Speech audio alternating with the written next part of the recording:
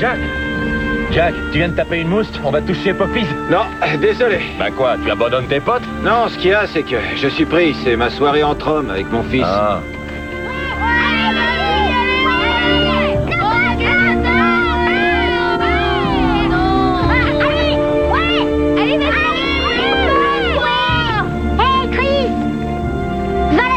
C'est toi qui l'as envoyé dans les choux. Tu es plus près, toi. Allez, va la chercher.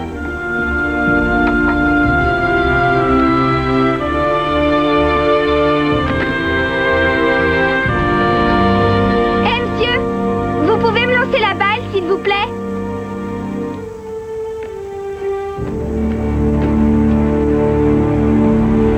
Tiens, voilà. Merci. Mais de rien.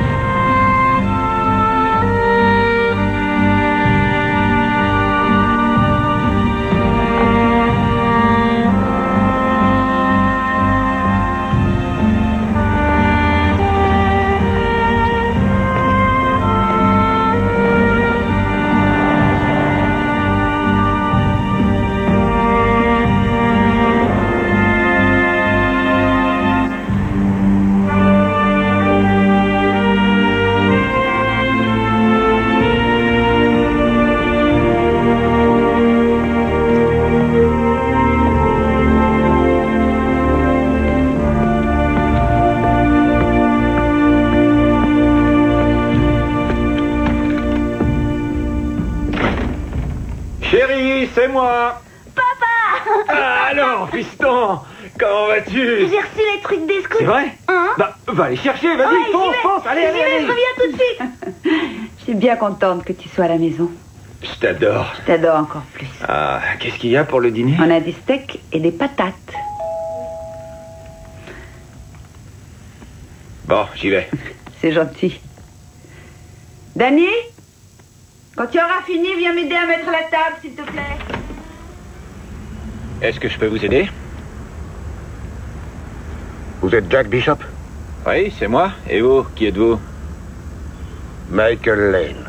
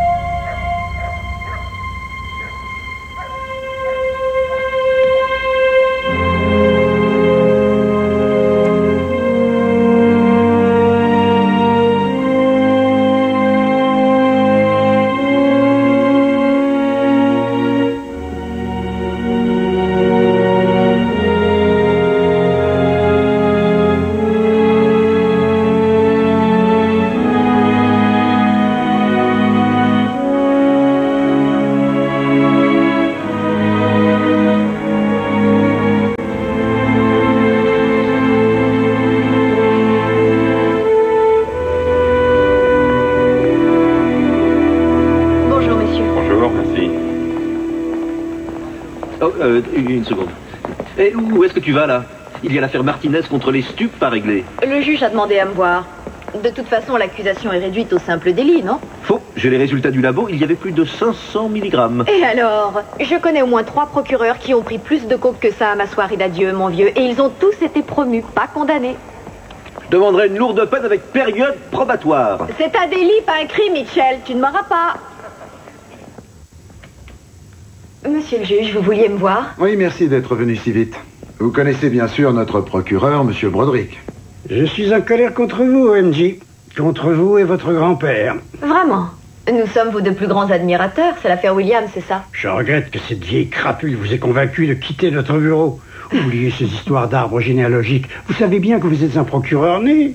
Bon, assez de rondes jambes, je vous en prie. Asseyez-vous. Mademoiselle Preston, je crois savoir que votre cabinet s'occupe d'affaires d'homicide depuis ses débuts, n'est-ce pas? En effet. Et si je ne me trompe pas, cela fait déjà un certain temps que vous n'avez pas plaidé. Ah bon? Laissez-moi vérifier. Aucune importance. J'aimerais que votre cabinet se charge de cette affaire. C'est un dossier très sensible et vous autres, les Preston, êtes connus pour votre sensibilité. Allez le voir, vous et votre grand-père. Nous voulons un procès équitable. Je n'arrive pas à croire qu'il nous confie cette affaire. Ce type-là, Lane, il a pris une arme comme un tueur professionnel et il a abattu un homme comme ça, de sang-froid. C'est un brillant résumé, MJ. Pour les méchants. On est les bons, nous. Grand-père, pendant 3 ans, j'ai été procureur. Et tu étais très doué. Et je me suis portée partie civile dans plus de 1000 affaires. Tu sais combien il y a eu d'innocents? Maximum 12.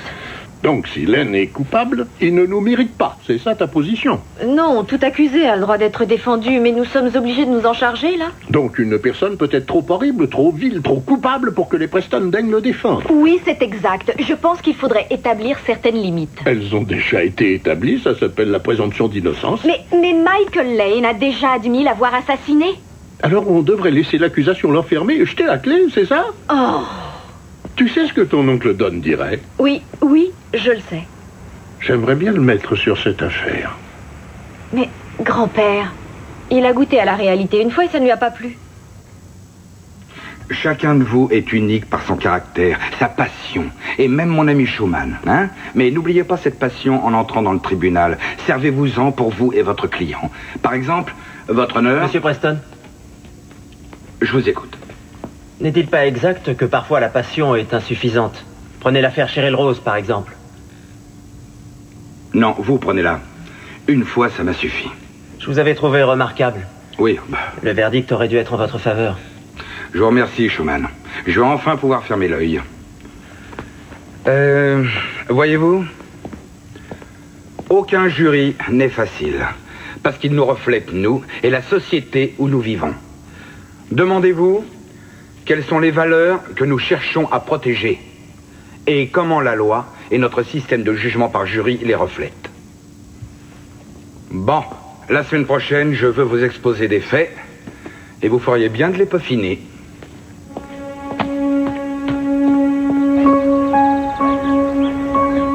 Merci d'être venu.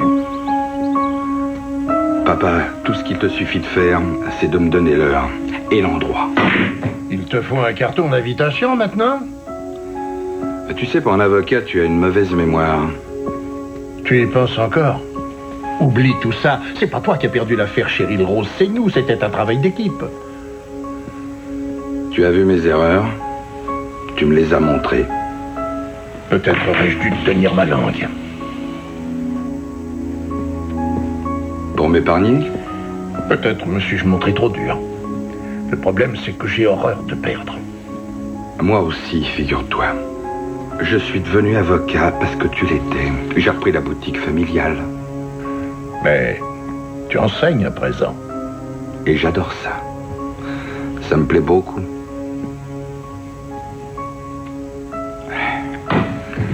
Mais Ken... Lui, c'était un vrai plaisir de le voir devant un jury. Il était même meilleur que toi, peut-être. Oh. Tu te défends pas trop mal non plus. À toi de jouer. Non, c'est à toi.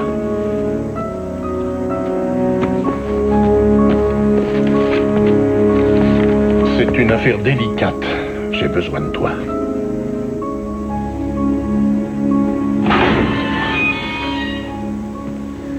Monsieur Lane, asseyez-vous, je vous prie.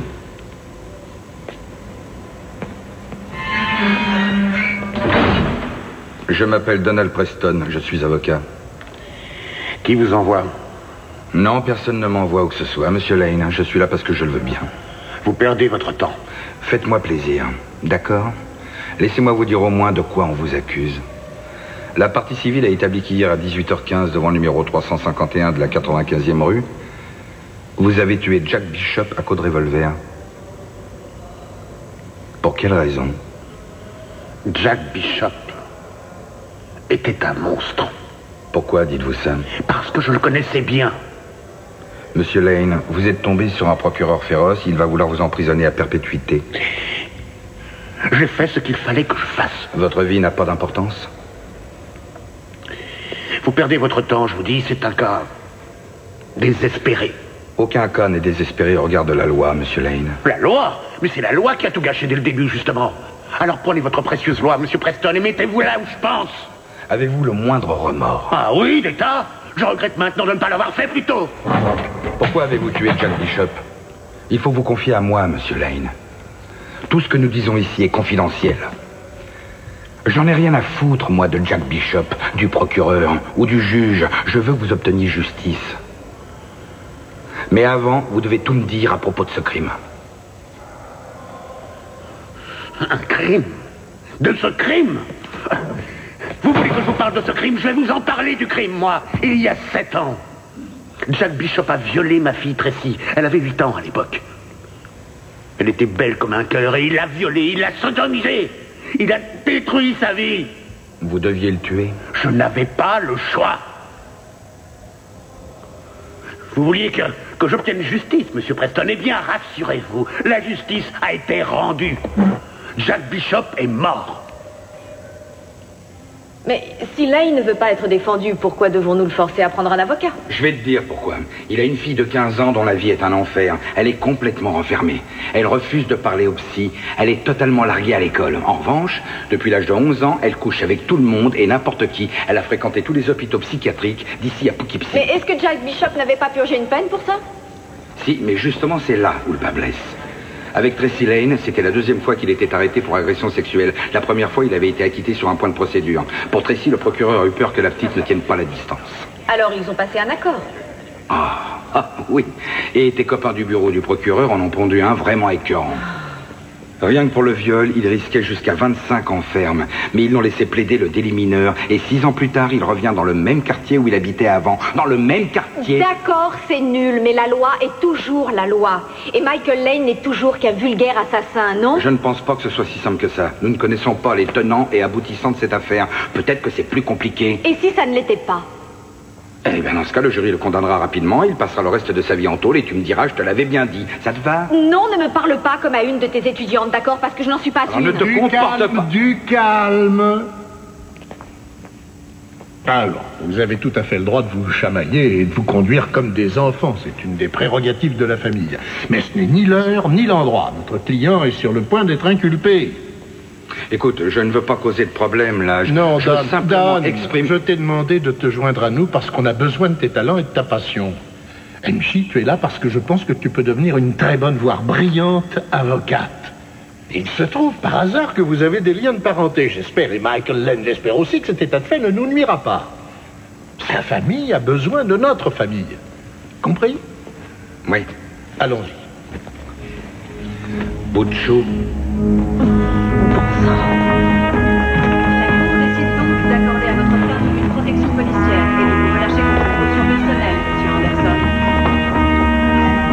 Monsieur Preston? Ah, monsieur Broderick. Salut, vieille branche. On joue enfin dans la cour des grands, hein? Le chef suprême du bureau des homicides n'a donc rien de mieux à faire. Et si on parlait un peu de toi, professeur? Qu'est-ce que tu fais là, hein? Tu organises un voyage d'études pour tes potaches? Non, je viens pour toi, tu es mon héros. Affaire suivante. Veuillez reculer. Michael Lane, levez-vous. Michael Lane, levez-vous, s'il vous plaît. Michael Lane, affaire numéro 97 NO 7212. Accusé de meurtre au second degré et de possession illégale d'armes à feu. Partie en présence? Procureur Vincent Broderick, représenté par son assistant John Jackson. Et Preston et Preston pour la défense. Vous renoncez à la lecture des faits? Nous y renonçons, la défense plaide non coupable. Quoi? Non, il n'en est pas question. Enfin, je vous en prie. Non, écoutez, je m'en fiche de toute façon, madame le juge, je l'ai tué, je suis ravi de l'avoir tué. Silence! Monsieur Lane, j'inscris que vous plaidez non coupable, point final, et c'est comme ça que le système fonctionne. Justement, le système fonctionne pas, c'est pour ça que j'ai tué Maître Preston, contrôlez votre client. Et puis-je avoir un moment, votre honneur? Prenez votre temps. Regardez-la. Cette jeune femme note tout ce que vous dites. Et je vous assure que ce sera utilisé contre vous. Je m'en fiche. Pas moi, figurez-vous. Et si je dois vous représenter, on le fera à ma façon. Oui, peut-être que je n'ai pas besoin d'un avocat, hein. Oh, mais croyez-moi, monsieur Lane, il vous en faut un excellent avocat même. Mais si vous n'en voulez pas, parfait. Je suis content de l'avoir tué. Et je vous comprends, mais voulez-vous que je vous représente, oui ou non? C'est le moment de choisir, monsieur Lane. Vous voulez disparaître dans le néant pour le restant de vos jours, ou vous voulez prendre la parole et vous défendre? Maître Preston. Un moment, votre honneur, parce que sinon, il fallait vous mettre une balle dans la tête quand vous en avez eu l'occasion, quand vous étiez dans la rue avec ce flingue à la main. Oui ou non, monsieur Lane?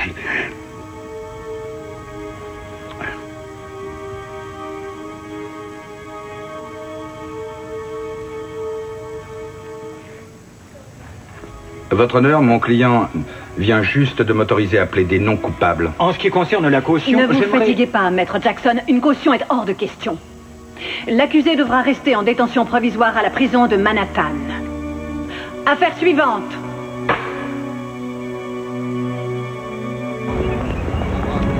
Justement, je te cherchais.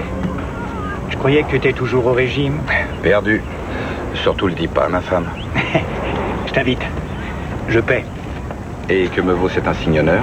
Tu acceptes l'affaire? Tiens. Prends-en un autre pour la route. Non, merci. Je suis ébloui de la vitesse à laquelle toi et ton client avez établi de si bons rapports. Mais ça risque d'être mon ex-client au train où vont les choses. Mais comment ça? Tu étais là, il ne veut pas d'avocat. Si tu veux plaider la folie, on te suivra. Pourquoi est-ce que tu me dis ça? Parce qu'on est frères de barreau. Parce que notre matière première est là. Non, merci. Je suis sûr qu'il n'acceptera jamais de dire qu'il est devenu fou. Dans le cas contraire, tous les psychiatres prouveraient qu'il savait exactement ce qu'il faisait. Michael Lane est vraiment indéfendable. C'est pour ça qu'il a besoin de toi, professeur? Regarde, maman. Regarde, t'as vu comme je dribble bien? Oui, maintenant, vas-y, tire. Et il tire et il marque. Ouais. Excusez-moi, bonjour. Vous êtes Julie Bishop? Oui. Je suis Don Preston. Enchantée. Mon associé, Mary-Jane Preston, nous sommes avocats de la défense pour Michael Lane. Navré pour ce qui vous est arrivé. Si vous étiez vraiment navré, vous n'auriez pas accepté de le défendre. Je comprends tout à fait vos sentiments, Madame Bishop. Mais ça ne prendra qu'une seconde. Quand votre époux est finalement sorti de prison, pourquoi avez-vous décidé de rester dans le même quartier où vous viviez avant?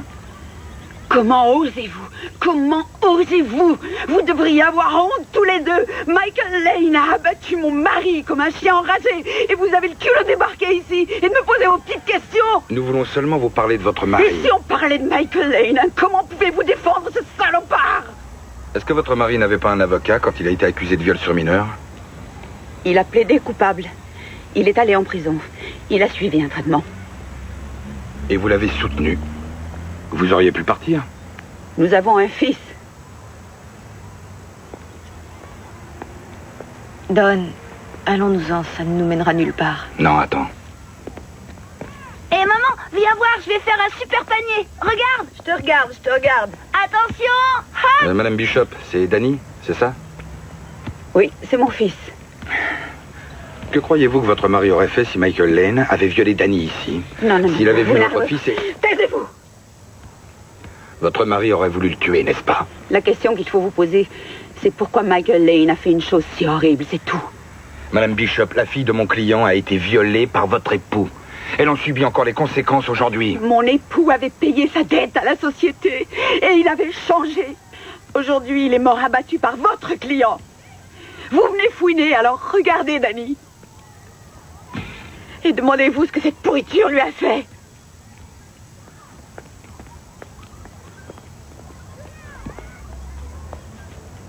Tu as eu chaud. Si elle avait eu une arme, elle t'aurait descendu. Oui, tu as raison. Je vais avoir besoin d'un coup de main. C'est le moins qu'on puisse dire. Il faudrait te faire soigner. Récupère tout ce que le procureur a découvert et tout ce qui pourra nous servir. Je veux le maximum d'infos. Regarde ce gosse. Quel genre de vie il va avoir, hein, grâce à notre client. Notre client a une fille qui est en bien plus mauvais état que ce gosse. Bon, d'accord, Lane a souffert aussi. Nous souffrons tous, la vie est injuste. Mais ce qu'il a fait, c'est barbare. C'est œil pour œil, dent pour dent. Je suis désolée, je suis contre Don. Et maintenant, je suis censée le défendre, chic. Oui, c'est notre métier, on défend les Michael Lane et c'est tout. Oh non, épargne-moi le quart d'heure du professeur, je t'en prie. Écoute, notre client va devoir se battre pour sa vie. Et tu ne trouves pas qu'il aurait dû y penser plus tôt, non? Il en était incapable. Et du coup, il a tué. Peut-être que tu devrais retravailler comme procureur en fin de compte. Parce que ce dont notre client a besoin, c'est qu'on se plie en 4 pour lui, MJ. Oh, heureusement que tu es là avec ton armure étincelante et ton épée. Bon, je te rappelle que je n'ai pas demandé à être là. C'est vrai, papa m'a appelé. Je suis venu. Oh, je t'en prie. Tu essaies de me faire croire que tu es là à cause de grand-père. Pour la famille. Non, si tu es là, c'est uniquement à cause de Cheryl Rose, avoue-le. Cheryl Rose va croupir à Bedford Hills, sans doute jusqu'au milieu du 21e siècle. Et toi, tu te dis que c'est là l'occasion d'effacer l'ardoise. Qu'est-ce que tu veux que je te dise? Que je suis navré? Tu veux que je te dise j'aurais voulu faire mieux? Quoi? Qu'est-ce que tu me demandes? Hein? Je ne sais pas ce que je veux. Je suis désolée. Je suis vraiment désolée. Cette affaire, ce meurtre, Michael Lane, je crois que je n'arriverai pas à le défendre. Tu n'as pas d'enfant, MJ. Tu ignores ce que c'est que d'en perdre un. Oui, en revanche, je sais très bien ce que c'est que de perdre un père beaucoup trop tôt. Ouais. Tu sais, Ken était mon frère aussi.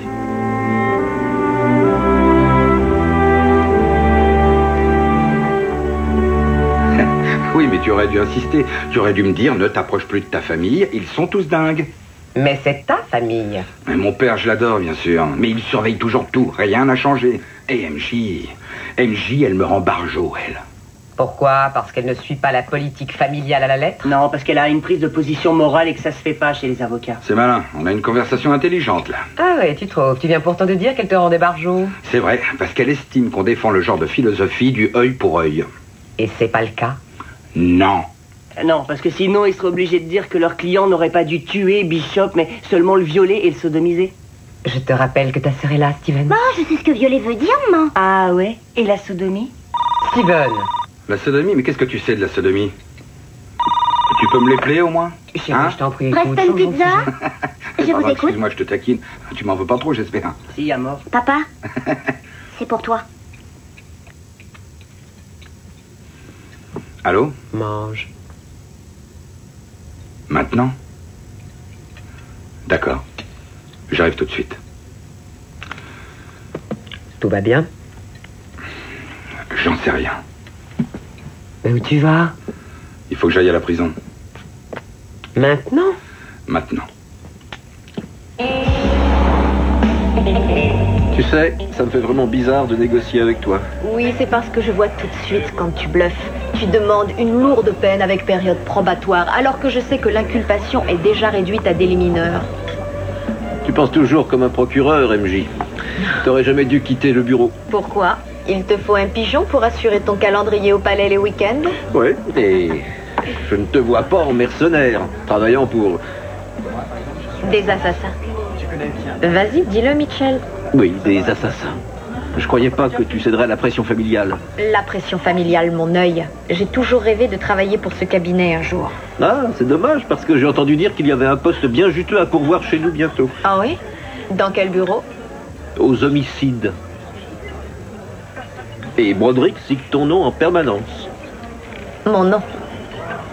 Oui, mais étant donné que tu es tellement heureuse du côté des traîtres, ce cher Broderick va devoir trouver quelqu'un d'autre.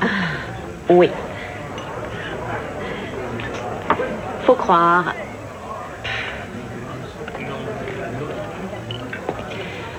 Eh, MJ? Oui? Travaille ton impassibilité. Bonne nuit, Mitchell.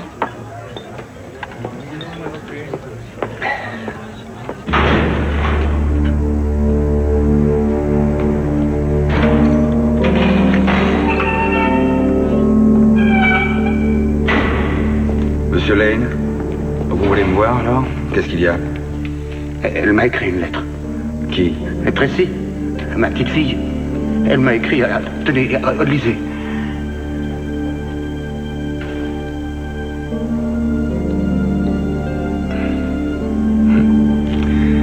Elle vous adore.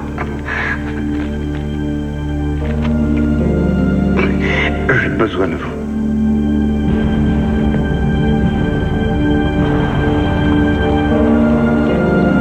Bonjour, Monsieur Preston. Bonjour, Suzanne. Grand-père, Oui? tu as une minute. Oui. Si quelqu'un abattait un de tes fils, qu'est-ce que tu ferais? Tu me demandes si je voudrais le tuer. La réponse est oui, bien sûr. Oui, mais tu ne le ferais pas, n'est-ce pas? Tu ne tuerais pas quelqu'un comme ça. Non, mais je ne me fais pas d'illusions sur mes sentiments. MJ, pourquoi as-tu quitté le bureau du procureur pour rejoindre notre cabinet? Parce que papa aurait voulu que je le fasse et pour être avec toi. Il faut que tu sois là parce que tu crois au métier de défenseur, tout comme lui. Mais j'y crois. Au fond de ton cœur, tu as un cœur tellement bon, généreux, idéaliste. Ma chérie, tu es révoltée par l'injustice, et c'est bien. Mais tu dois décider quelle injustice tu veux combattre. Michael Lane joue sa vie dans cette affaire. Je sais.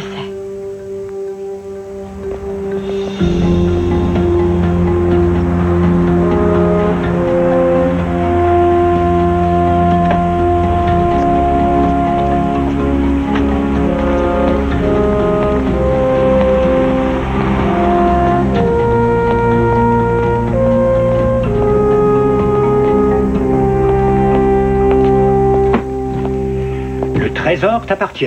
Il y a toute la paperasse, le 61, le DD5, le rapport d'autopsie. Il y a aussi tous les calepins, les vidéos et les photos trouvées dans l'appartement de Lane. C'est uniquement parce que j'étais dans la même fraternité que ton oncle que je fais ça. Oh, quand les gars de la fac se serrent les coudes... Bon, abrège, tu sais quelque chose sur l'arme ou est-ce qu'il te faut la poignée de main secrète et le nom du chien du fondateur de la fraternité? D'après le rapport, elle a été volée en 94, on interroge les revendeurs. Et pour la folie passagère, est-ce que le professeur a fait quelques progrès? On te tiendra au courant. Oui, une seconde. MJ Est-ce que Don t'a donné le nom du chien? MJ?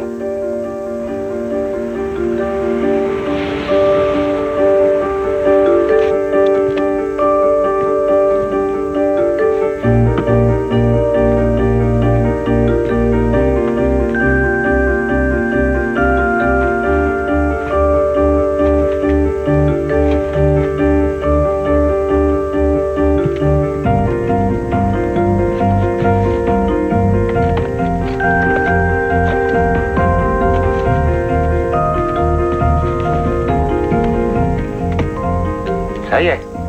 Je veux souffler les bougies, papa. J'en suis certain, mais ce n'est pas ton anniversaire, ma chérie. C'est celui de Tracy. Tu pourras les souffler quand ce sera le tien. Qui est juste dans 3 mois. On aurait dû faire ça dans la cuisine comme je l'avais proposé ce matin. Allez, attention, tu es prête? Tu es prête à souffler? Oh, tiens, souffle le briquet. Tu es prête? Et on souffle fort. Joyeux anniversaire, Tracy.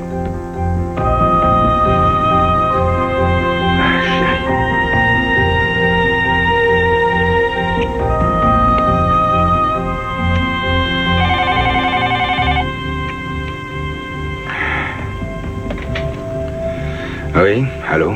Don, CMJ, écoute, je piochais dans ce qu'ils ont trouvé chez Lane et... Mais tu rigoles, il est 11h30, la journée a été longue, ça peut attendre, non? Pas si je suis censée t'apporter le maximum d'infos. Je crois que j'ai mis le doigt sur quelque chose de bizarre. Mais de quoi tu veux parler? La femme de Lane est morte, non? Oui. Et il y a 12 ans déjà, d'un cancer. Est-ce qu'il a une seconde fille? Quoi? Une seconde fille? Eh ben, j'ai une vidéo de famille, là, et on dirait bien qu'il a une autre fille. Est-ce qu'il t'en a déjà parlé? Non, jamais.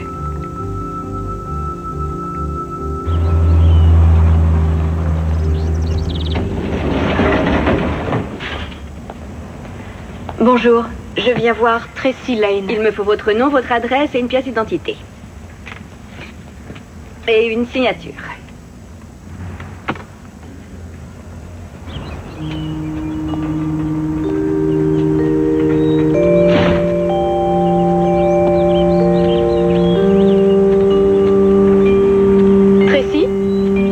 Bonjour, je m'appelle Mary Jane Preston, je suis avocate. Ah oui, je vous attendais. Je travaille pour votre père. Je sais. Il m'a écrit.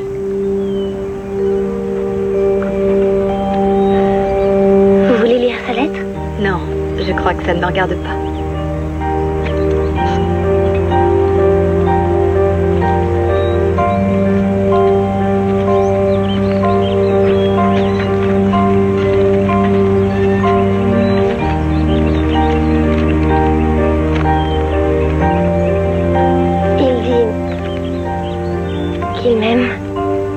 qu'il a été forcé de faire quelque chose de mal. Et il dit aussi que je devrais essayer de ne pas penser à ça. Ni penser à lui. Mais j'y pense, bien sûr.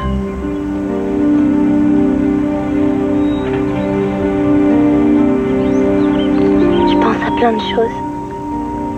Des choses mauvaises. Il dit que je devrais essayer de prendre soin de moi. Et d'aller mieux. Et votre père, il vous aime? Oui. Oui, très fort.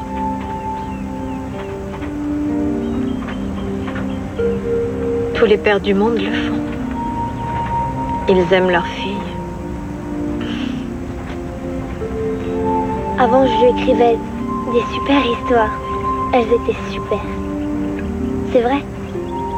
Il était une fois une petite princesse qui vivait dans un magnifique château. Mais personne ne pouvait y entrer. Alors, est-ce que vous vouliez me demander quelque chose? Oh, je voulais seulement vous voir. Je croyais que vous aviez peut-être des questions. Pourquoi vous êtes là? Vous avez une sœur? Bien sûr que oui. Ah. Vous êtes ma sœur, vous?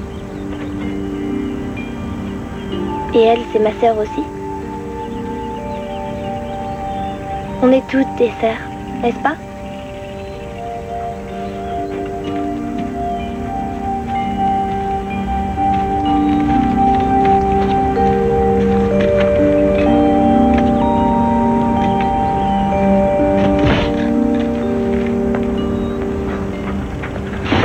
Bonjour. Bon, eh ben comme d'habitude. Tenez, merci. Merci. Je te cherchais justement. Miam miam. Ah, désolé, j'ai pas le temps de manger. Je dois retourner au tombeau. Tu as révélé le nom du chien à ta nièce? Quel chien?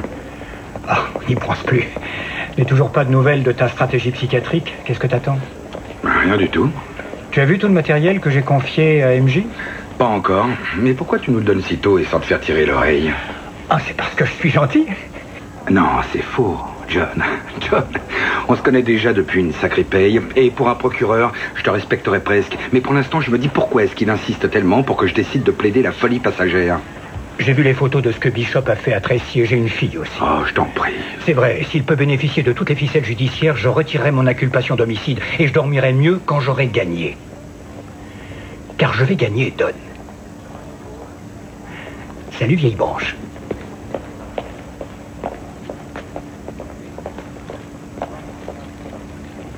Comment saviez-vous que Jack Bishop était de retour dans le quartier? Par la loi Megan. Sur les agressions sexuelles, comme je savais qu'il avait presque purgé sa peine, j'ai appelé les flics. Il savait où il irait habiter. Et vous étiez hors de vous? Ça paraît logique, non?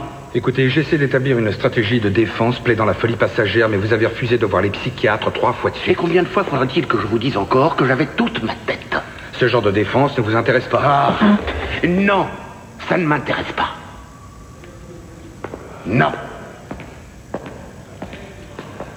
Tout ce que je veux dire, c'est que la loi peut travailler dans votre sens. Je ne vois vraiment pas comment, si je gagne, je finirai enfermé dans un hôpital psychiatrique pour le restant de mes jours. Je vous le répète, je n'étais pas cinglé. Mais peut-être que vous l'étiez aux yeux de la loi. La loi, c'est n'importe quoi. Mais parfois les gens commettent des horreurs, des choses atroces, et la loi est là pour nettoyer toute la merde. Vous avez une fille, Monsieur Preston? Oui. Et comment est-ce qu'elle s'appelle? Kelly.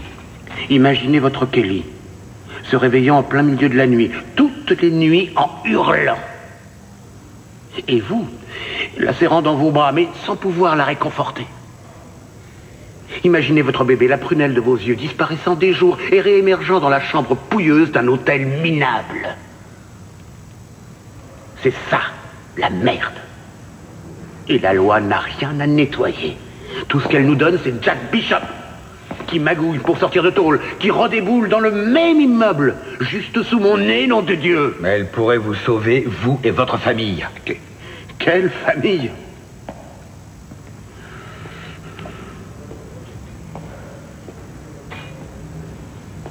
Vous oubliez votre fille aînée, Monsieur Lane.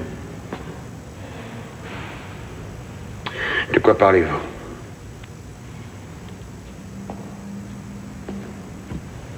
Votre seconde fille, où est-elle? Je n'en sais rien.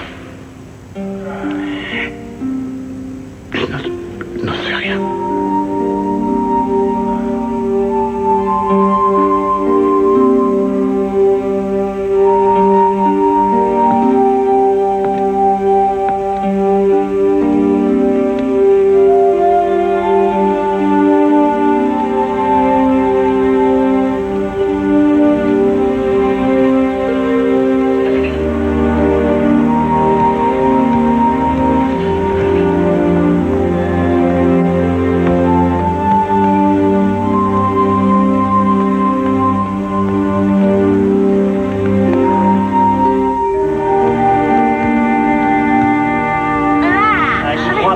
C'est à mon tour d'essuyer, je te signale. C'est faux. Oh, il m'énerve.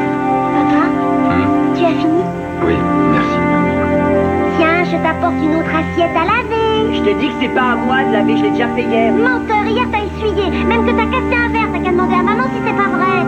Mais si, je te le dis. Mais non, je t'ai dit qu'hier j'ai lavé.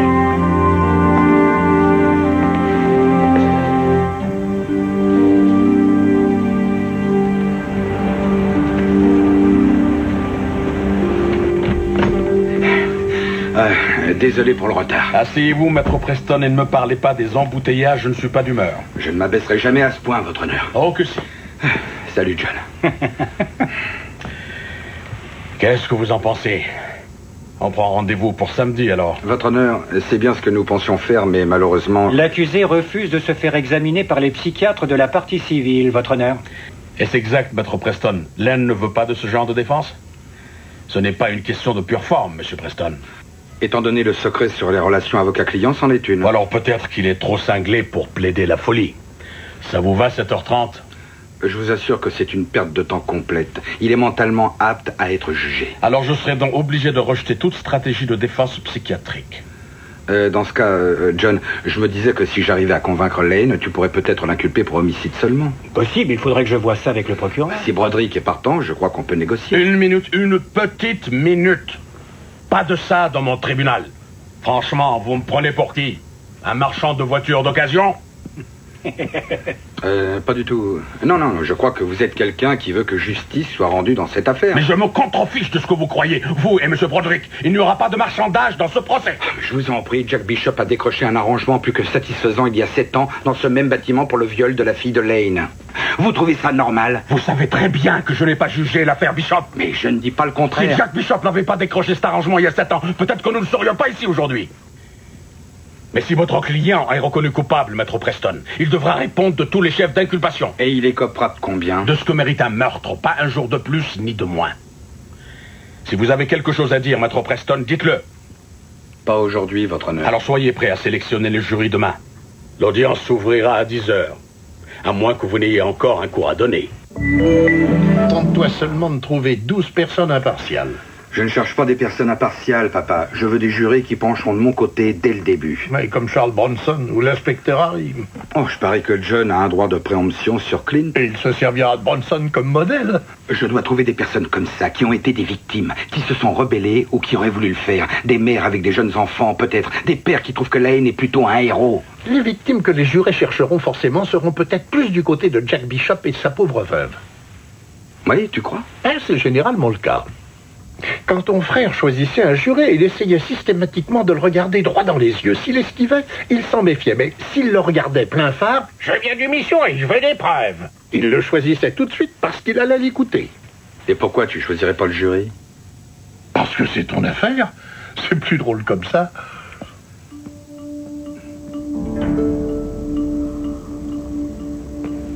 Vous pouvez commencer, maître.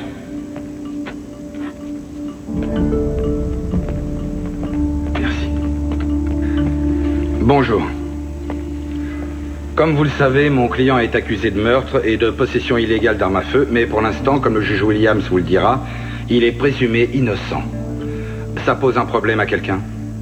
L'un d'entre vous croit-il qu'il se trouve là parce qu'il est coupable? Jack Bishop avait lui-même été condamné pour un crime horrible. Estimez-vous que cela retire toute valeur à sa vie, Madame Clarkson? Non. Vous ne dites pas, de toute façon, il ne méritait pas de vivre, tant pis. Non, bien sûr que non. Vous avez mentionné dans le questionnaire que vous avez une fille. Quel âge a-t-elle? Elle aura 11 ans dans un mois. Ah, j'en ai une à peine plus vieille. Assez chouette à cet âge-là, en général. Donc, quand vous regardez l'accusé assis là, et que vous pensez à votre propre fille, est-ce que vous vous dites « je ne serai jamais dans une position comme celle-là » ou plutôt « oh mon Dieu, pourvu que ça ne m'arrive jamais » Pourvu que ça ne m'arrive jamais. Oui. Est-ce qu'une personne a le droit de défendre sa famille? Monsieur Coleman. C'est plutôt une responsabilité. C'est comme ça que je le vois. En tant que père? Oui, en tant que père. Alors, Monsieur Coleman, si un homme agressait votre famille de façon très violente et que vous l'aperceviez 2 jours plus tard dans la rue, que feriez-vous? Je suppose que j'appellerai la police. Pour qu'elle fasse son travail, n'est-ce pas? Oui. Oui, d'accord. Admettons que la personne en question soit arrêtée, envoyée en prison et après un certain nombre d'années, soit relâchée. Et vous la voyez, vous la rencontrez à l'arrêt du bus, sortiriez-vous un revolver et l'abattriez-vous parce que vous êtes toujours en colère? Je pourrais en avoir envie, mais... Oui, mais le feriez-vous? Non, monsieur. Non, pourquoi? Vous n'appelleriez pas ça défendre votre famille? Non. J'appellerais ça un meurtre. Ah, un meurtre.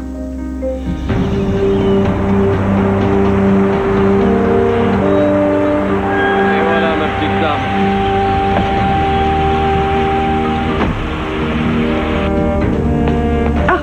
Vous venez revoir Tracy Lane? Non, c'est à vous que je veux parler, à vrai dire. Est-ce que tous les visiteurs doivent signer en entrant? Oui, bien sûr. Y compris les membres de la famille? Oui.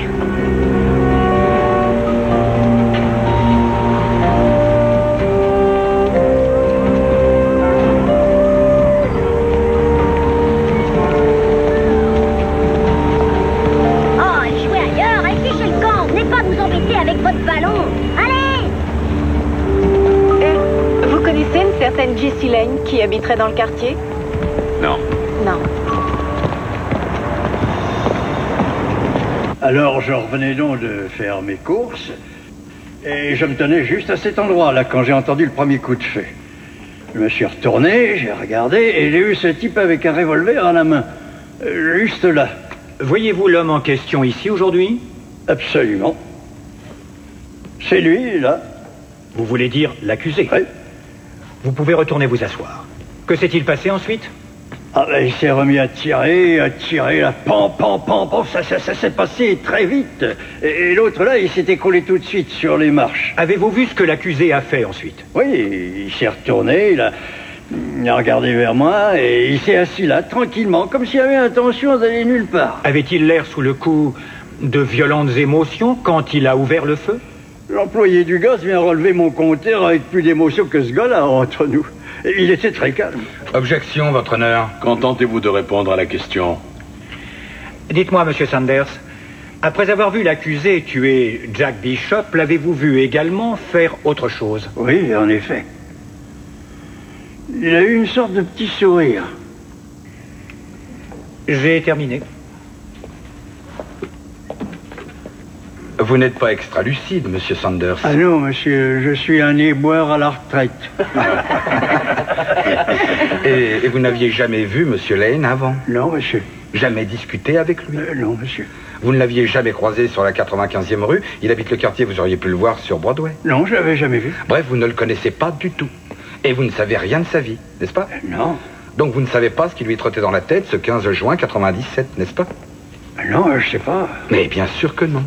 Et il vous est impossible de savoir ce qu'il pouvait ressentir ce jour-là, j'imagine. Non, j'en sais rien. Non. Et maintenant, monsieur Sanders, pour être tout à fait clair, nous sommes bien d'accord que vous ne connaissiez pas Michael Lane non plus en mars 1990. Non. Donc vous n'avez aucun moyen de savoir ce que l'accusé pouvait ressentir juste après que monsieur Bishop ait violé et sodomisé sa fille Tracy. Non, j'en sais rien. Vous voulez essayer de deviner? Objection. Accordé. Je n'ai plus de questions.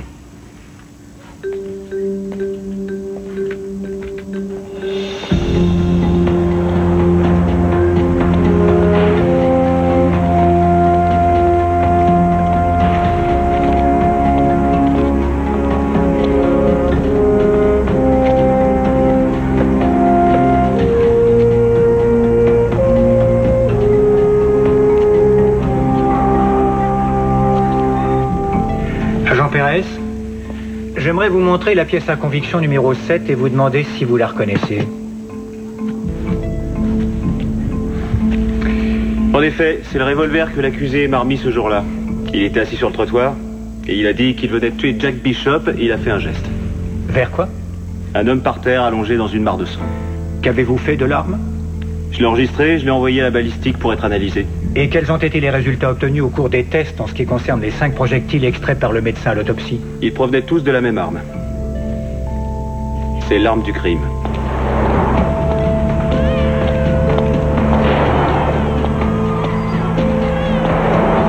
Excusez-moi, je cherche quelqu'un. Est-ce que vous savez si Jessie Lane habite par ici?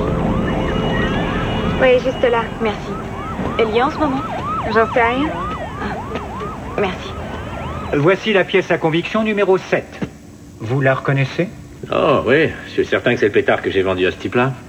Vous désignez l'accusé? Ouais. Monsieur Mirano, comment en êtes-vous si sûr? Ah, c'est mon boulot, on apprend très vite à jamais oublier un visage. Quand avez-vous vendu ce revolver à l'accusé? En juin, je sais plus quand. Et qu'est-ce que l'accusé vous a dit quand il a acheté cette arme, monsieur Mirano? On était chez Flannery, vous savez, sur Columbus. Il a dit qu'il avait un petit problème, qu'il lui fallait un pétard. Vous souvenez-vous de ces mots exacts? Oui, il m'a dit texto, il me faut une arme et il me la faut tout de suite. Merci. Vous vendez des armes illégalement, n'est-ce pas, monsieur Mirano? Votre honneur, veuillez demander au témoin de répondre. Le procureur lui a accordé l'immunité pour ses crimes. C'est le moins qu'il puisse faire. Monsieur Mirano, répondez à la question. Bon, d'accord, oui, c'est mon gagne-pain. Je vends des armes illégales. Et vous avez négocié pour témoigner ici, n'est-ce pas? Non, pas moi, mon bavard. Oui. Et quel est le marché? On propose la liberté. On va vous offrir l'acquittement dans une affaire d'armes. Je l'espère. C'est trop gentil de la part du procureur. Surveillez-vous, maître. Monsieur Lane est enseignant, il est prof d'histoire dans un lycée. Où avait-il entendu parler de vous? Non, ne me dites pas que vous faites les cours de récré tout de même. Non. Il s'est pointé chez Flannery. Plein de monde connaît mon adresse. On l'avait mis au parfum, c'est le bouche à oreille. Peut-être que ses élèves lui avaient dit. Vous avez prétendu ne jamais oublier un visage. Qu'aviez-vous observé sur celui de l'accusé? Était-il troublé? Oui, c'est le mot. Il était troublé. Mais vous avez une excellente mémoire, n'est-ce pas, monsieur Mirano? Oui, c'est juste. Il était très troublé. Je n'ai plus d'autres questions. Des commentaires, maître Jackson? Non, votre honneur. Pour l'instant, la partie civile s'en tiendra là. Entrez. Bonjour, messieurs. Je vous présente Jessie Lane. C'est la fille aînée de notre client. Bonjour, je suis Don Preston. Voici mon père, Laurence. Enchanté. Entrez, je vous prie. Félicitations, Bouchou. Merci. J'ai découvert son adresse sur le registre de l'hôpital. Elle rend souvent visite à sa sœur. Vous voulez vous asseoir? Non, je préfère pas, merci. Oh, dites-leur donc où vous habitez. Ces derniers temps, je suis dans un squat sur l'avenue C. J'ai un groupe de rock qui s'appelle Black Leg. Je pensais pas que vous connaissiez. Non, en effet. Et vous êtes bon? Je crois, oui. Votre père sait où vous vivez? Non. A-t-il le moindre contact avec vous? Pas vraiment. Non, je veux dire, il a pas vraiment envie de me voir. Pourquoi ça? Parce que après l'incident, mon père a déconnecté. Comment vous traitait-il? J'étais nulle. Je faisais rien de bien. J'avais 16 ans et du coup je me suis dit, je m'en fous. De toute façon, j'ai ni père ni mère. Et vous vous êtes enfui? Je suis allée à Greenwich. Vous connaissiez du monde là-bas? Tu parles. Avez-vous au moins dit à votre père où vous étiez? Bien sûr que non, il me haïssait. Pourquoi? Je sais rien. Je sais rien. Peut-être parce que je voulais pas chialer en permanence sur le sort de ma mère et de Tracy. Je veux dire, tout ce que je voulais, moi, c'était avoir une vie normale. Oh, c'est trop bizarre. J'arrive pas à croire qu'il l'ait fait. Depuis le temps qu'il disait qu'il allait le faire. Il l'a fait. voulez dire qu'il parlait de tuer Jack Bishop? En gros, il parlait que de ça. Quand l'avez-vous vu pour la dernière fois? Ça remonte à 3 ans, je dirais. Je l'avais appelé pour son anniversaire. Je lui ai dit « Bon anniversaire, papa ». Mais il a raccroché.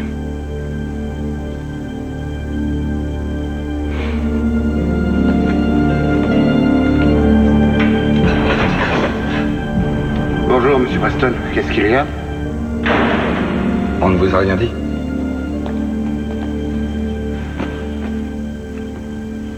Salut, papa. Comment osez-vous l'amener ici? Elle ne fait plus partie de ma vie. Elle n'a rien à voir là-dedans. Si, justement. Non, ça c'est faux. Tu m'as poussé à partir, papa. Elle s'est enfuie de la maison. Alors Jess, ton groupe de rock a bu la tasse. Tu vois, j'en sais un peu plus que tu ne le crois. Et toi, tu en sais nettement moins. Comment t'as pu appuyer sur la détente? Est-il possible que tu ne te souviennes plus du tout de ta sœur? Que tu aies pu oublier son petit visage? Elle était tellement heureuse à chaque seconde de la journée. Oui, je m'en souviens très bien. Et toi, tu étais sa grande sœur. Et elle te vénérait. Je sais. Non, tu ne sais rien. Regarde-toi un peu, tu es une véritable épave. Moi, je la trouve très bien. Tu essaies de te cacher avec tes cheveux gras, ton maquillage, ton anneau, là. Elle peut rien comprendre, regardez-la. Tu te regardais un peu, toi aussi. Regarde ce que t'as fait. C'est toi qui as déconné, pas moi. Je veux dire, c'est toi qui as abandonné Tracy dans un hôpital et moi dans la rue, je te signale. Tu arrives même pas à voir ce qui est juste sous ton nez. J'ai fait la seule chose à faire. Non, c'était pas la seule chose à faire, figure-toi. Bon, allez, fiche le camp. Je ne veux pas te voir ici. Oublie que j'existe. Je veux pas, parce que je veux pas oublier. Je veux plus m'enfuir. C'est terminé, je veux plus. Alors c'est moi qui m'en vais. Gardien, ouvrez la grille.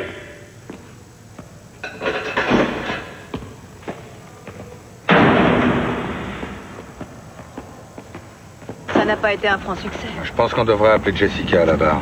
Tu plaisantes? En quoi ça pourrait nous aider? Elle témoignera pour son père. Mais c'est à cause de lui qu'elle s'est enfuie. Aucune importance. Il faut que le jury voie Lane en tant que père et en tant que victime.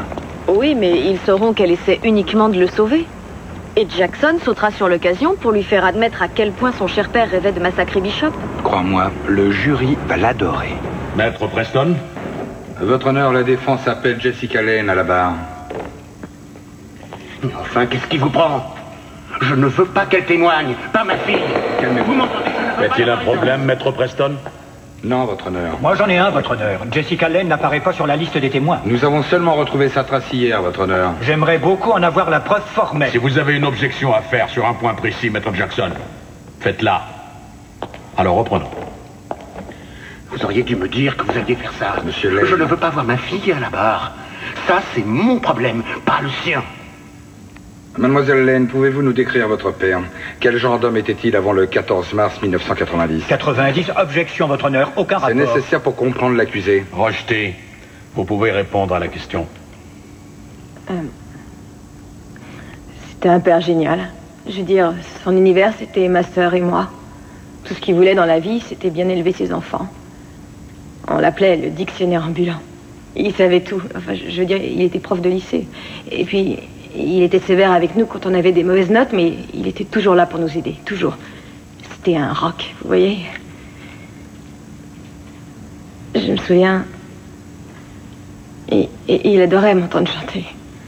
A-t-il changé après le 14 mars 1990? On a tous changé. Mais le plus dur, ça a été pour lui. Pour lui et Tracy. Il n'avait pas su protéger sa fille. Il devait se sentir inutile. Objection sur ses sentiments. Accordé. Rayez cette remarque. Mademoiselle Lane, veuillez nous dire en quoi son comportement avait changé après le 14 mars 1990. En gros, il dormait plus, il mangeait plus, il lui arrivait de rien avaler pendant des jours à part du café ou de la bière. Ça avait affecté son comportement? D'après vous. C'est à vous que je le demande. Il n'allait plus au lycée. Il répondait même plus au téléphone. Il ressassait en permanence ce qui était arrivé à Tracy. Vous a-t-il jamais frappé? Non, jamais. Il s'en est pris aux chaises et aux tables 1 ou 2 fois, c'est vrai, mais... Il a tout démoli dans la maison, hein? Oui, mais... Monsieur Preston, essayez de comprendre. Ça s'est passé... juste après qu'il l'ait découverte dans la baignoire. Qu'est-ce qu'il avait vu dans la baignoire, mademoiselle Lane?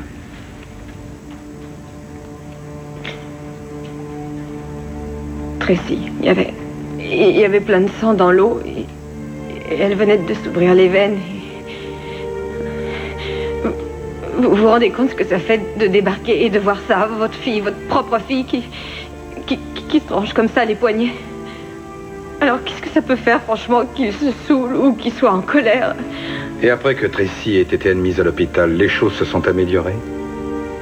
Non. Non, je veux dire, il s'intéressait plus à rien ni à personne. Pas même à vous?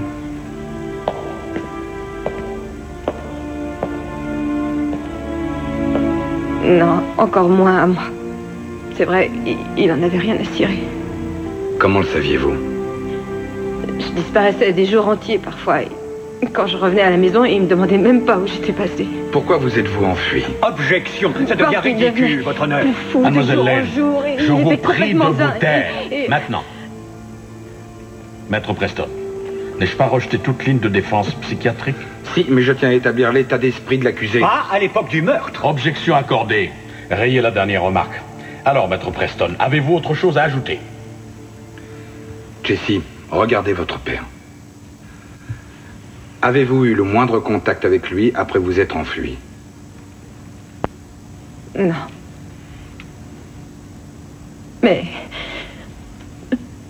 Je me dis que peut-être si j'étais restée, il ne l'aurait pas assassiné.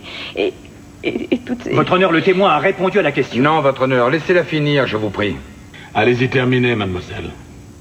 Toutes ces choses que j'ai faites, je sais bien que c'était stupide et écœurant, mais c'était parce que j'aurais tellement voulu qu'il me regarde un peu.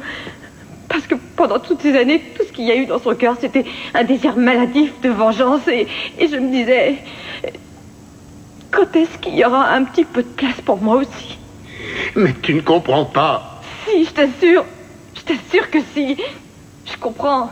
Je te regardais et je voulais que tu saches qu'il y avait une personne au monde qui t'aimait toujours. Et voilà pourquoi je suis venue. Parce que je t'aime, papa. Et crois-moi, tu n'es pas obligé d'être tout seul maintenant.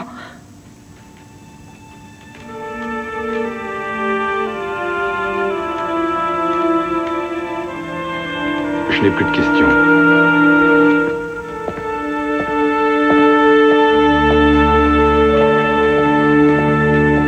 Parlons un peu du 15 juin 1997. Vous n'avez pas vu votre père ce jour-là, n'est-ce pas? Non. L'aviez-vous vu cette semaine-là? Non. L'aviez-vous vu ce mois-là, alors? Non. Quand l'avez-vous vu pour la première fois cette année? Hier matin, je suis allée lui rendre visite à la prison. Donc, vous êtes incapable de nous dire quel était son état d'esprit le 15 juin 1997, le jour où Jack Bishop a été abattu à coups de revolver, n'est-ce pas? Je ne vous suis pas. Je veux dire, vous ne savez pas s'il était émotionnellement troublé ce jour-là ou tout à fait normal, mademoiselle Lane. Non, je sais rien. Bien.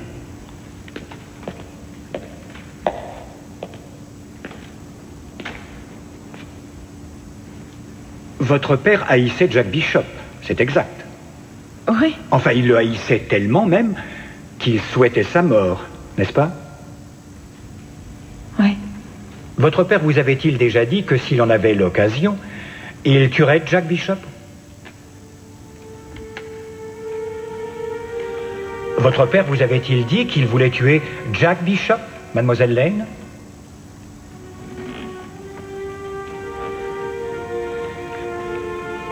Mademoiselle Lane? Oui.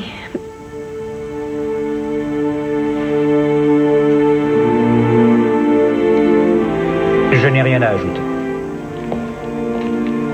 Vous pouvez aller vous asseoir.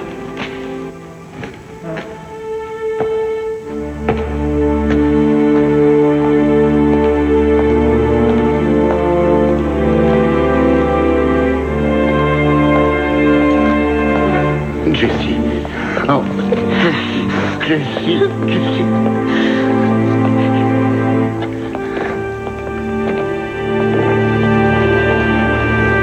MJ, je crois savoir que Mitchell vous a dit qu'un poste allait se libérer au bureau des homicides.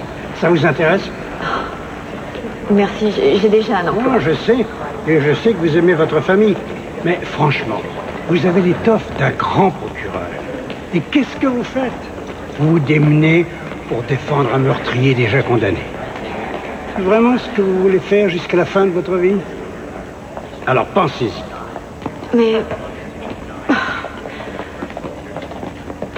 Et tu veux que Lane aille témoigner? Mais on peut rien faire d'autre.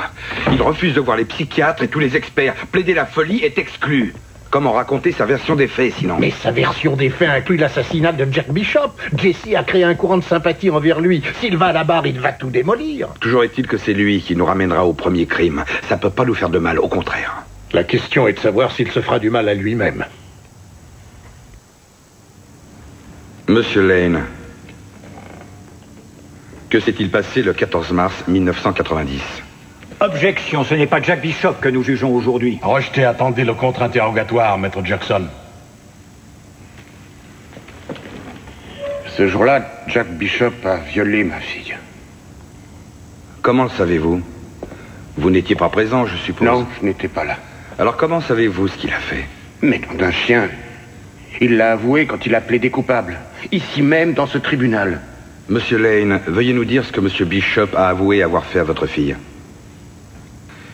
J'ai là une copie de ses aveux si votre mémoire vous fait défaut.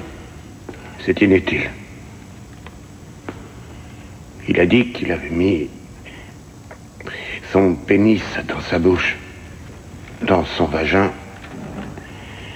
et dans son anus. Et dites-moi exactement pour quel crime Monsieur Bishop a plaidé coupable en fin de compte. Tentative de viol. Tentative de viol. Son avocat avait réussi à négocier une réduction du chef d'inculpation. Le procureur avait peur que Tracy ne tienne pas à la barre.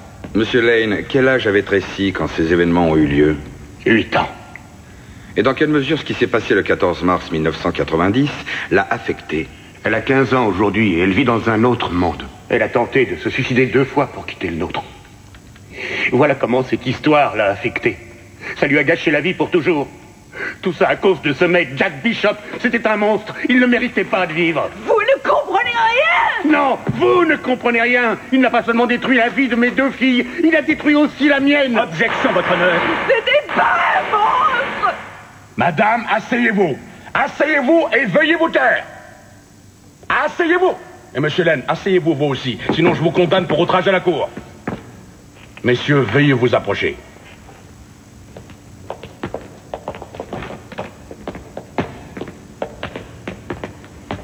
Votre honneur, c'est scandaleux et sans rapport avec ce procès. Qui juge-t-on ici?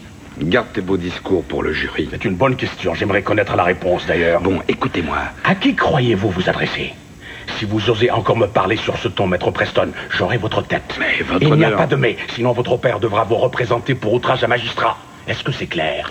Tout ce que mon client a en sa faveur, c'est son calvaire. Il faut le laisser parler, votre honneur. Ne me dites pas ce que je dois faire, maître. Retournez à votre place. Retournez à votre place. J'ai dit à votre place. L'objection de la partie civile est accordée. Veuillez rayer la dernière remarque de la transcription.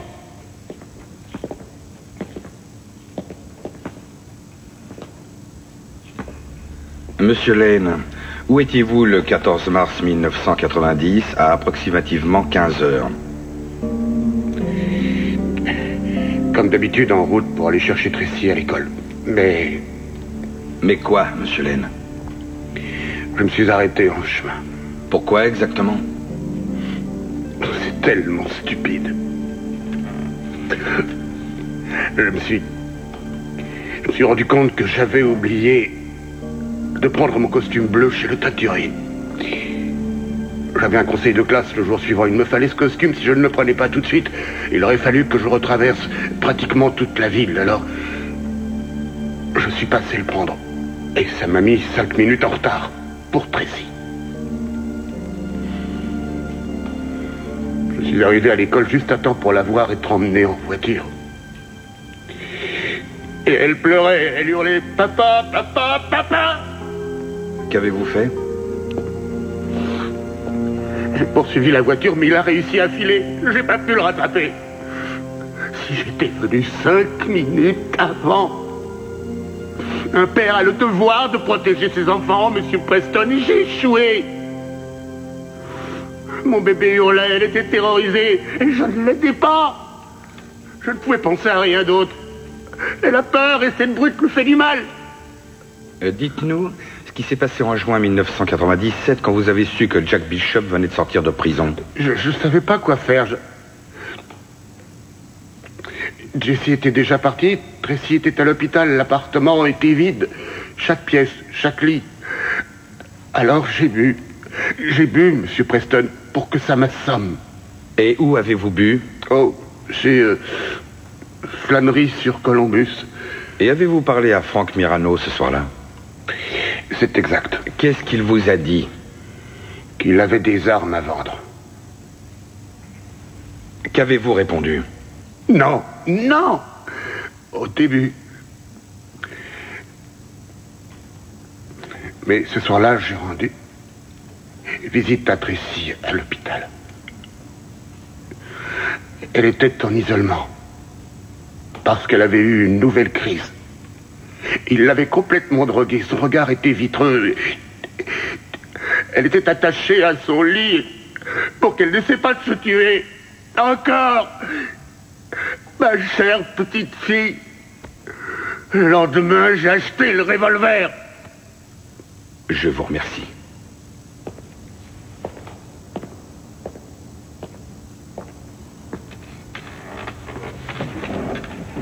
Je vais être bref, Monsieur Lane. Avez-vous tué Jack Bishop? Oui, je l'ai tué. Vous n'étiez pas ivre à l'heure du crime, n'est-ce pas? Non, j'étais sobre. Et vous saviez ce que vous faisiez, n'est-ce pas? Clairement. Vous ne vouliez pas le blesser seulement, pas avec 5 balles dans le corps. Non, je voulais le voir crever. Et vous aviez pensé à ce moment depuis très longtemps, Monsieur Lane. En effet. Et vous avez réussi, n'est-ce pas? Je crois. Vous avez réussi, vous l'avez abattu de sang-froid, n'est-ce pas? Oui. De sang-froid.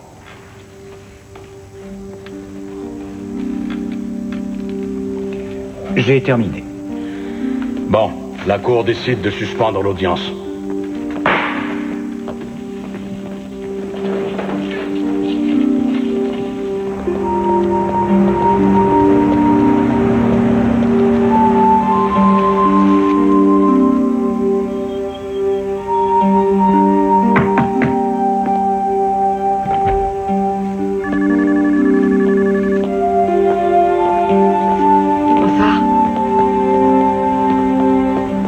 Quelqu'un.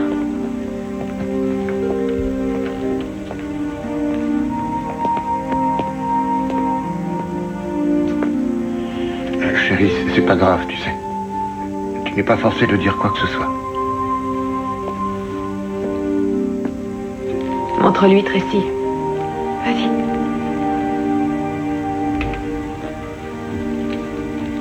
J'ai écrit ça, c'est pour toi. Lis-lui. Lis-le tout fort. D'accord.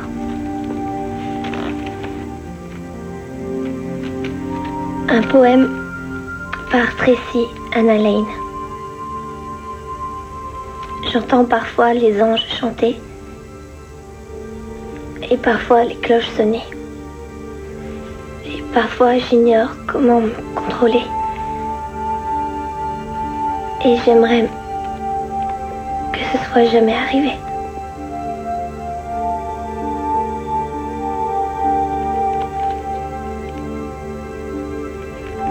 Vas-y, termine.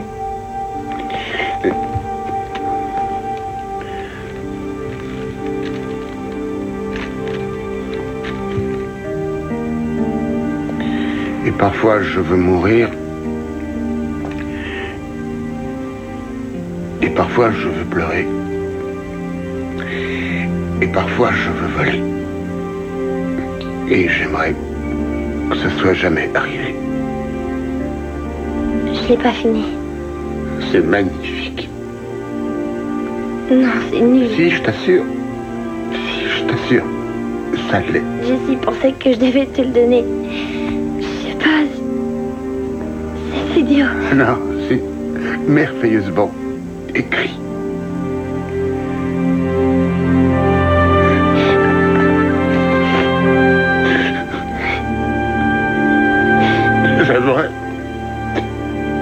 J'aimerais que tout ça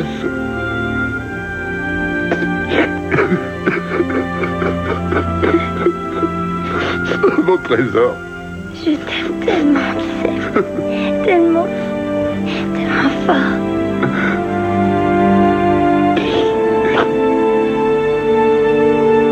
Je t'aime grand comme la lune.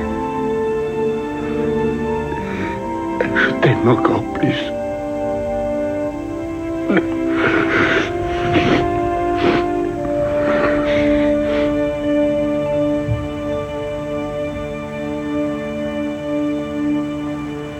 Est-ce que tu vois une autre solution? Non. Tu as vu le procureur? Non, mais j'ai rendez-vous demain. Espérons qu'il sera prêt à faire un petit effort. Regarde-moi ce jury. La seule chose qu'il se demande, c'est qui appuiera sur le bouton.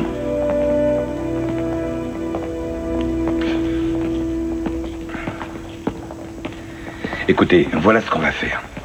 C'est limite, c'est dangereux, mais je veux que Madame Bishop vienne à la barre. Limite et dangereux, oui, c'est le moins qu'on puisse dire. Et Jackson objectera. Et pourquoi elle ferait ça? Il croira que ça n'apportera que plus de compassion pour la veuve éplorée. Ce qui est vrai, mais qu'est-ce que ça t'apportera à toi? La passion. MJ a vu le genre de femme que c'est. Et si jamais ça se retourne contre toi, tu te poseras des questions pendant des mois. Tu n'es pas à l'université, je te rappelle, la vie de quelqu'un est en jeu. Monsieur Preston, je veux y assister. Je crois que c'est trop... Attends, ça fera peut-être pencher la balance chez l'un des jurés.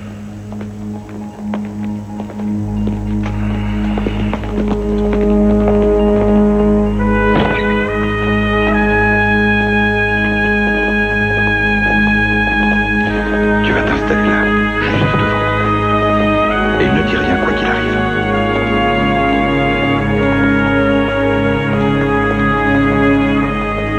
Maître Preston, nous vous attendions. Votre honneur, la défense appelle Madame Julie Bishop à la barre. Comment ça? Il n'est pas question que je vienne témoigner pour lui. Vous avez une objection, Maître Jackson? Non, votre honneur. Dans ce cas, Madame Bishop, vous êtes obligée d'obéir. Alors, Madame Bishop, qu'est-ce que nous ne comprenons pas? Maître Preston, invitez-vous le témoin à faire un discours. Je lui pose seulement une question, votre honneur, et je n'entends aucune objection de la part de mon collègue. Alors, Maître Jackson, en avez-vous une? Non, votre honneur. Vous avez parlé. Que vouliez-vous dire, Madame Bishop? Je refuse de rester là, à vous regarder crucifier mon époux de cette façon, comme si toute sa vie, ça n'avait été qu'un monstre. Vous ne vous rendez pas compte à quel point ça le perturbait, ce qu'il avait fait. Sa vie n'était qu'un long cauchemar après ce qu'il avait subi. Et qu'avait-il subi? Vous croyez qu'il faisait ça pour le plaisir? Il ne pouvait pas s'en empêcher, Monsieur Preston, parce qu'on lui avait fait ça, lui aussi. Oui, et s'il était vivant aujourd'hui, il voudrait me tuer pour oser le dire. Mais depuis l'âge de 5 ans, jusqu'à ce qu'il ait 10 ans, il a été, de façon répétée, violé et molesté par son oncle. Des dizaines et des dizaines de fois. Et ce n'était qu'un enfant. De même que Tracy n'était qu'une enfant. Ça le torturait cruellement. Ça l'obligeait à faire des choses affreuses. D'accord? Donc, ça n'était pas sa faute. Non, je ne dis pas ça. Il a assumé ses responsabilités. Il est allé en prison. Il avait changé. Jack avait changé. Ce n'était plus la même personne? Exactement. Donc, quand votre mari est sorti de prison, vous avez dû être très heureuse, hein? En effet. Vous l'avez ramené jusqu'au seuil de votre maison sur la 95e, c'est ça? C'est exact. Aviez-vous envisagé éventuellement de partir habiter plus loin? Non. Et vous croyez que ça ne poserait pas de problème? J'ai le droit de vivre n'importe où j'en ai envie. Fallait-il que ce soit à 5 pâtés de maison d'où vivait Monsieur Lane? Dans ce quartier, je suis chez moi. Mon fils va à l'école à côté. Et j'ai des amis qui y vivent. Regardez-le, Madame Bishop. Il est juste devant vous. Vous n'avez pas honte, franchement? Pourquoi le devrais-je? Je ne me prostitue pas comme vous êtes en train de le faire. Je veux seulement savoir ce que vous ressentez en étant dans la même pièce, sachant ce que votre mari a fait à sa fille, la condamnant à passer sa vie à errer d'un hôpital à l'autre. Que croyez-vous qu'elle ressente, elle? Objection, votre honneur. Maître Preston témoigne à nouveau. Objection accordée. Si vous avez une question, Maître Preston, posez-la. Madame Bishop, vous aimez votre fils Danny, n'est-ce pas? Oui, en effet. Peut-on dire que vous l'aimez énormément? Oui. Vous feriez tout pour lui, n'est-ce pas? Vous le protégeriez, vous le défendriez. C'est mon fils. Mais vous n'avez pas eu l'occasion de le défendre quand Michael Lane a frappé à votre porte? Non, c'est exact. Croyez-vous que Monsieur Lane défendait sa fille ce jour-là? Non, je ne crois pas. Croyez-vous qu'il la protégeait? Non, je crois qu'il voulait se venger. Vous voulez vous venger aussi, n'est-ce pas? C'est exact. Parce que vous n'avez pas eu l'occasion de le faire ce jour-là. Il n'a pas eu le cran de rentrer dans ma maison. Et j'espère qu'il va avoir ce qu'il mérite. Et c'est quoi, au juste, Madame Bishop? Qu'est-ce que Michael Lane mérite? Il mérite de mourir. Voilà, vous êtes satisfait maintenant. Mais vous pensez à ces filles? Il n'avait qu'à penser à elle avant. Avant quoi? Avant qu'il vienne devant chez moi avec une arme et qu'il détruise ma famille. Et à moi, vous y avez pensé, hein? Il doit mourir. Vous aimeriez sans doute l'électrocuter vous-même. Je veux le voir se vider de son sang, comme Jack là, dehors, sur les marches. Je veux le voir la gueule ouverte et voir ses yeux se révulser. Qu'est-ce que vous pensez de ça, hein? Voilà ce qui t'attend, espèce de fils de pute. Tracy!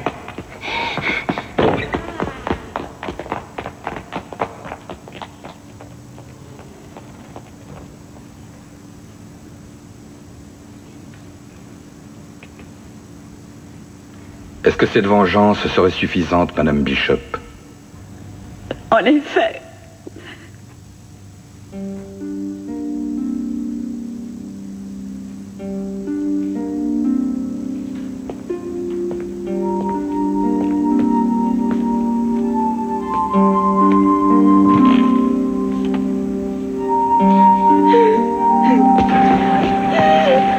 Calme-toi, Tracy. Calme-toi. Ne me touche pas. Non, je t'en prie. Non, arrête. Arrête. Calme-toi. Ne me touche pas.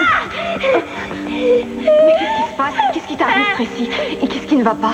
Qu'est-ce qu'il y a? Tracy, réponds-moi. Allons, calme-toi. Si j'allais mieux, ce serait jamais arrivé. Non, ce n'est pas vrai. Jamais arrivé. Non, ce n'est pas vrai, ce n'est pas vrai. Ce n'est pas de ta faute. Il l'a fait pour moi, Yves. Il l'a fait pour moi. Tout est ma faute. Tout est ma faute.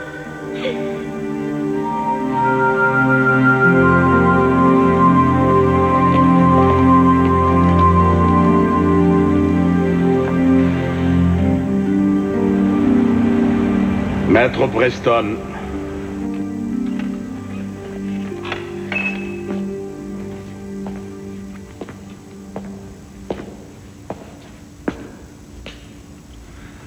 Où cela finira-t-il? Vous tuez mon fils, je tue le vôtre, vous violez ma fille et je viole la vôtre. Nous savons ce que Michael Lane a fait. Nous avons entendu ce que Madame Bishop a envie de faire. Et c'est odieux, non? Franchement, c'est ça que nous voulons, vivre dans un monde où le sang versé est la seule et unique règle?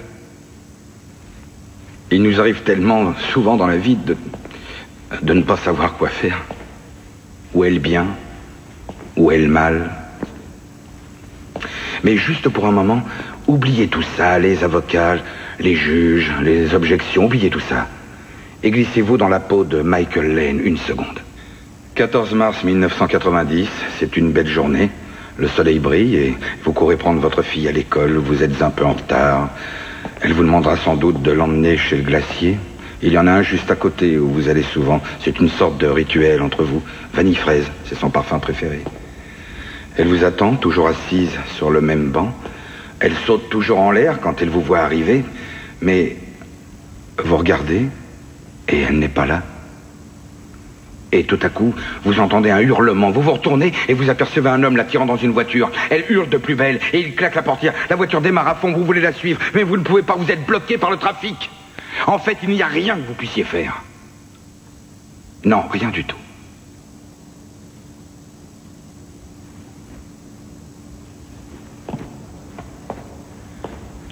Tracy Lane a survécu au viol et à l'agression perpétrée contre elle par Jack Bishop. Mais elle ne sera plus jamais la même. Son père Michael voulait obtenir justice. Et qu'est-ce qu'il a eu? Un accord que le bureau du procureur a négocié. Un marché tellement ignoble qu'il permet au violeur de revenir habiter dans le même quartier où il a commis son crime pendant que Tracy et Jesse et Michael Lane purgent toujours leur peine. Car ils sont condamnés à vie, eux. Il faut trouver un moyen d'arrêter le cercle de la violence. Ne voulez-vous pas guérir les plaies? Mettre un terme à cette escalade? Non. C'est loin d'être une affaire facile. Tout n'est pas noir et blanc. Je sais que vous le voyez. Et que vous le ressentez tout comme moi. Maintenant, si vous le voulez, vous pouvez punir Michael Lane.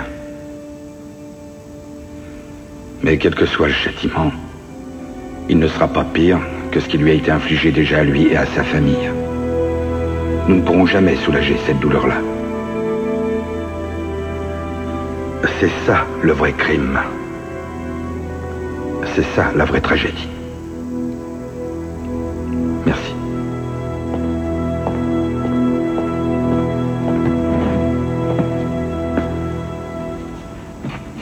Eh bien, Maître Preston a totalement tort. Ce procès n'a qu'un but et un but seulement, définir ce qui est arrivé à Jack Bishop dans la 95e rue ce jour-là. Et c'est un meurtre. Oui, c'est noir sur blanc, et il est vrai que c'est horrible. Mais la véritable tragédie, c'est ce qui arrivera à notre société si un crime pareil n'est pas châtié. C'est notre civilisation. La façon dont nous tous vivons qui est jugée aujourd'hui. Et vous, mesdames et messieurs, chacun de vous ici présent est dans la position unique de pouvoir envoyer un message. Le message est que nous avons des lois. Et que ces lois ne seront pas enfreintes parce que ces lois sont ce qui nous sépare de la barbarie. Nous avons tous entendu Maître Preston nous parler des faits. Eh bien, les faits sont très simples. Nous avons un témoin oculaire, l'arme du crime. Nous avons les propres aveux de l'accusé, là, noir sur blanc, disant « Oui, c'est exact. Je l'ai tué moi-même. Je l'ai abattu de sang-froid. » Vous l'avez entendu. Inutile de nier ce que vous avez vu et entendu ici, et ne vous laissez pas séduire par les attraits de la justice personnelle, car ce n'est pas la vraie justice. C'est une tragédie. Ce que la famille Lane a enduré, mais ça n'excuse en aucun cas le meurtre. Ça ne justifie pas le meurtre. Michael Lane ne mérite pas votre compassion. Il mérite d'être puni pour ce qu'il a fait. Pour ce qu'il a fait. Il a été trouvé un homme dans la 95e rue. Il a sorti une arme et il a tué cet homme à coups de revolver. Voilà ce qu'il a fait. Et c'est vous, mesdames et messieurs les jurés, vous qui allez juger tous ces faits à présent. Pas le juge Williams, pas Maître Preston et pas moi, vous. Je vous demande de revoir ces faits, je vous demande d'examiner ces faits, et je vous demande de rendre un verdict de culpabilité. Cet homme est coupable de meurtre. Je vous remercie.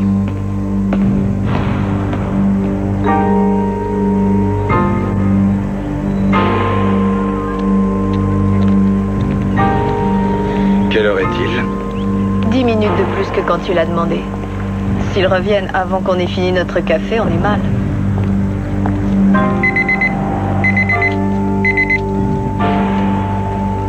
Ils reviennent.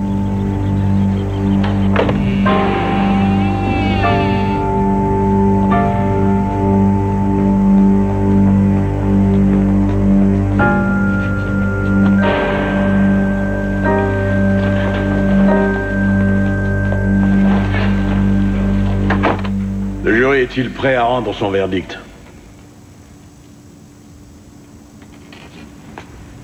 Nous n'en avons pas, votre honneur. Y a-t-il un problème? Nous comprenons les faits, votre honneur. Ce qu'il y a, c'est que... Comment pouvons-nous rendre un jugement? Il semblerait, de l'avis général, que d'arriver à une décision soit impossible. Vous avez pour responsabilité envers cette cour, envers Michael Lane, envers les habitants de New York, et pour être franc, envers vous-même, de rendre un verdict. Soit je sais que c'est difficile, mais c'est possible. Essayez encore. Écoutez-vous les uns les autres. Je veux que vous réexaminiez vos propres points de vue. Je vous donne donc l'ordre de poursuivre vos délibérations.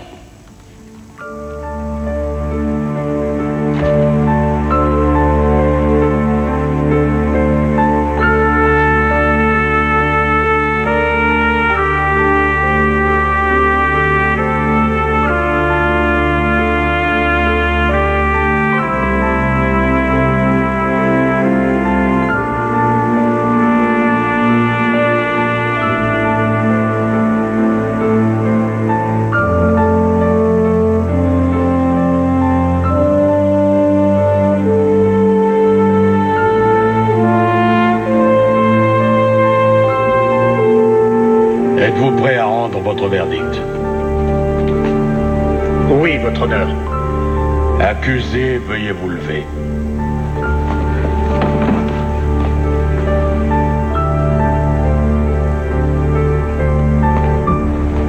Pour le premier chef d'inculpation, possession illégale d'armes à feu, quel est votre verdict? Nous jugeons l'accusé coupable. Pour le deuxième chef d'inculpation, meurtre au second degré, quel est votre verdict? Votre honneur, nous avons délibéré pendant des jours et le verdict est que nous sommes totalement bloqués. Voulez-vous dire que vous n'avez pas réussi à prendre une décision sur l'inculpation de meurtre? Votre honneur, nous avons revu la situation des milliers de fois. Mais la vérité, c'est que nous n'arriverons jamais à rendre un verdict unanime sur l'inculpation de meurtre. Qu'est-ce que ça veut dire? Vous êtes excusés. Messieurs, rejoignez-moi dans mon bureau et apportez vos calendriers, je vous prie.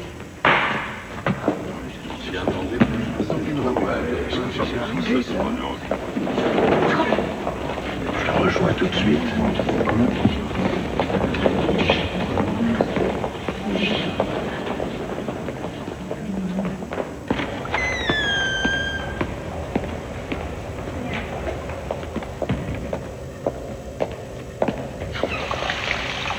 Tu sais pourquoi il nous convoque, non? Tu devrais laisser tomber. Qu'est-ce que tu veux dire? Je veux dire, ne rejugeons pas cette affaire. Mais tu veux en rire ou quoi? Tu as vu à quel point cet homme a souffert? Tu as vu ses filles assises au premier rang? Tu as même vu Madame Bishop à la barre? Ils souffrent tous le martyre. Tu pourrais vraiment leur affliger ça encore? Oui, je pourrais. Bon, d'accord. Parfait. On est prêt. On continuera à juger cette affaire jusqu'au calende grec. On vire ce jury et le suivant, et le suivant.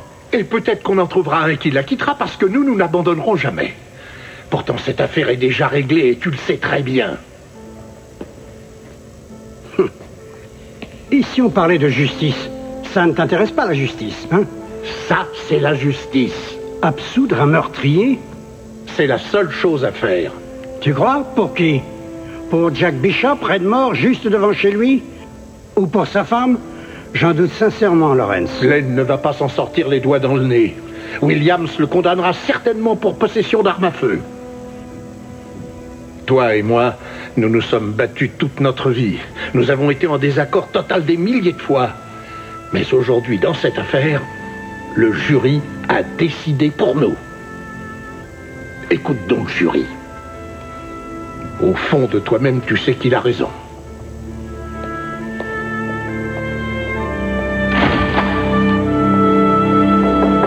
Entrez. Bon, je vais remettre à plus tard ma sentence pour la possession d'armes. Quand pourrons-nous nous revoir pour un second procès? Est-ce que ça vous irait en novembre? Novembre? Ça vous donnerait le temps de vous préparer. Non, nous ne serons pas prêts, votre honneur. Nous ne rejugerons pas cette affaire. Je vous demande pardon. Vous avez bien dit ce que je crois avoir entendu, parce que si c'est le cas... Quoi? Que feriez-vous? Vous ne dirigez pas mon bureau. Je suis toujours le procureur général. C'est moi qui décide des dossiers qui doivent être instruits ou non. Vous commettez une grosse erreur. Non, justement. Il trouve qu'on a déjà assez dépensé l'argent du contribuable dans cette affaire. Il a été reconnu coupable de possession d'armes. Condamnez-le là-dessus. Rassurez-vous, je le ferai. Il va la sentir passer. Vous ne voulez donc pas trouver de solution à cette affaire? Que croyez-vous que le jury a fait?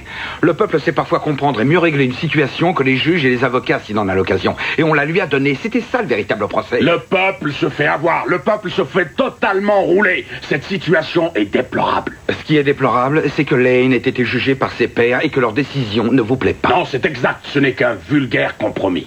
Oui, ils ont trouvé le moyen de résoudre le problème. Et si le reste de la population n'apprécie pas la décision de M. Broderick, c'est son droit et rien ne l'oblige à revoter pour lui. Dieu puisse vous entendre.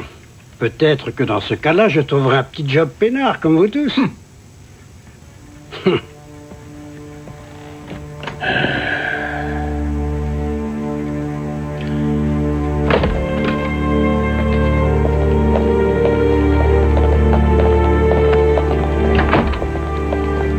Monsieur Lane, le dossier est clos. Mais l'autre procès? Il n'aura pas lieu. Le juge Williams se prononcera le mois prochain pour le port d'armes prohibé. Et étant donné qu'il est sévère et connaissant ses sentiments dans cette affaire, vous aurez le maximum, qui est de 3 ans et demi à 7 ans. Après ça, vous serez un homme libre. J'arrive pas à y croire. C'est la vérité, monsieur Lane. Monsieur Preston, merci. Merci pour tout ce que vous avez fait. Merci, monsieur. Merci.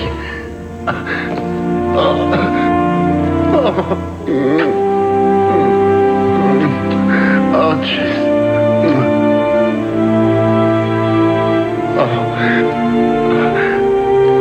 Tu t'occuperas d'elle? Promis. Oui. Oui.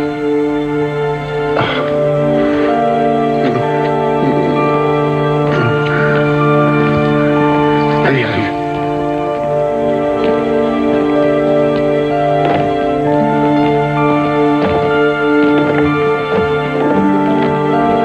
Bon travail.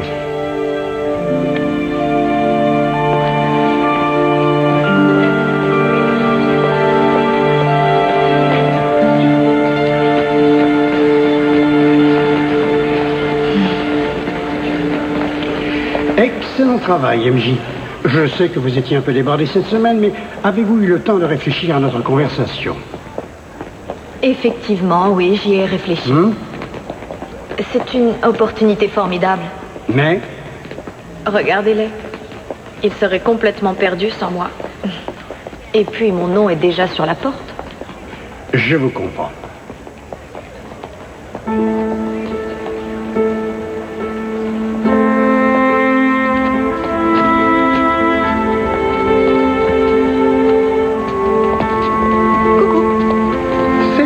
Ces messes basses avec Broderick? Oh, rien de spécial. Il y a juste un poste au bureau des homicides avec 10 000 $ de supplément. Ah! Qu'est-ce que tu en dis, toi? Que c'est une façon malhonnête de négocier une augmentation. Dans ce cas, peut-être que nous devrions nous assurer ces services avec un contrat en béton. Nous? Et ton boulot de prof à Columbia, alors? Mais certaines personnes font les deux, tu sais. Formidable. Discutons de ça en déjeunant. Mais c'est toi qui invites. J'ai payé tes études de droit, il faut que je te nourrisse encore. Tu le mérites.